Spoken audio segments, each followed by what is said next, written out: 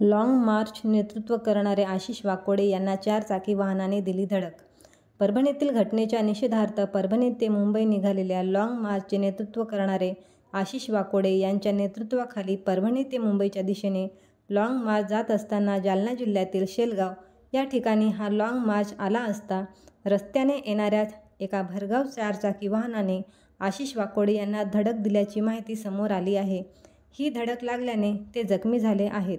त्यांना तत्काळ रुग्णालयात दाखल करण्यात आले।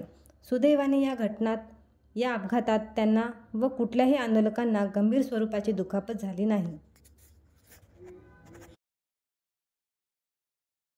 गाड़ी तो पकड़ा मैडम।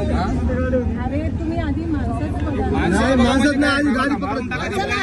मारून माणूस निघून जाईल। मी सांगितले ना फोन करून पुढे नाकाबंदी लावायला बरोबर चला चला या रिक्षामध्ये चला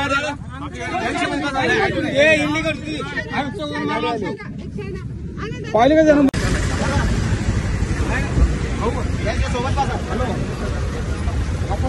अरे फडणवीस मुर्दाबाद मुर्दाबाद मुर्दाबाद फडणवीस मुर्दाबाद मुर्दाबाद मुर्दाबाद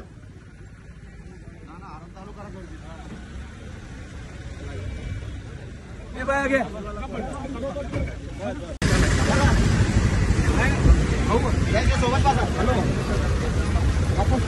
अरे फडणवीस मुर्दाबाद मुर्दाबाद मुर्दाबाद फडणवीस मुर्दाबाद मुर्दाबाद मुर्दाबाद